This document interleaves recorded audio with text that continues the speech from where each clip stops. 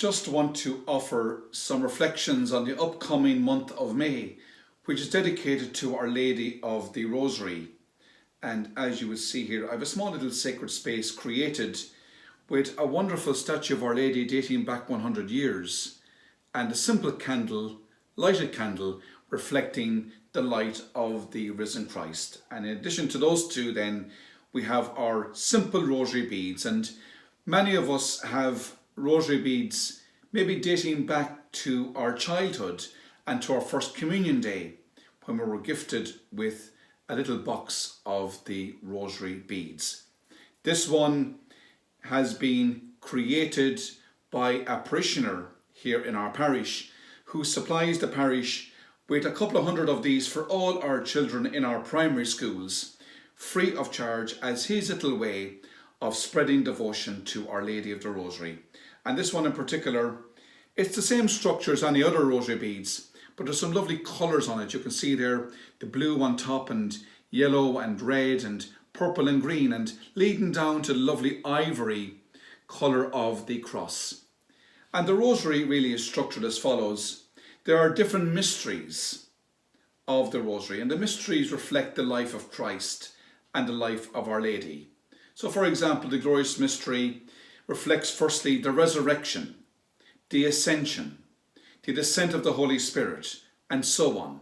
All the different rosaries and the mysteries of those reflect something about the life of Christ and also the life of Our Lady. And we believe from our faith story that Christ has died, Christ is risen, Christ will come again.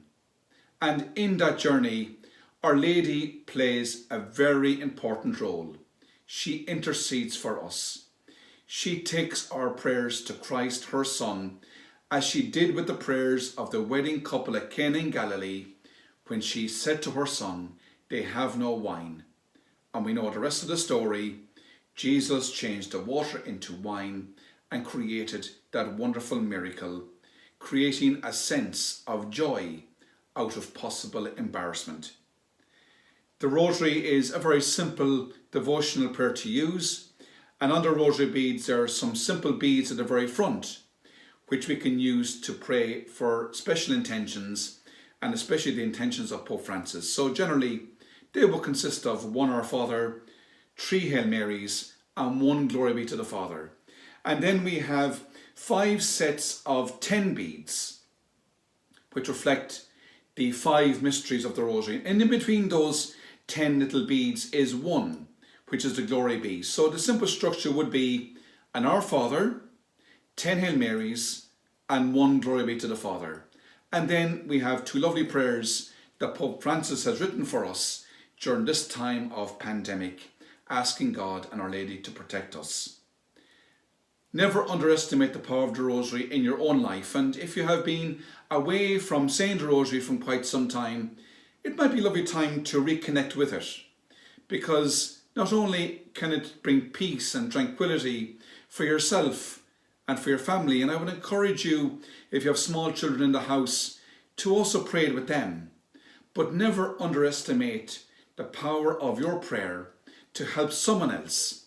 You may never know the impact of your prayer has for another. And that's what the Christian call is. We're not only asking God to protect us, but we're also reaching out in friendship and in charity to another.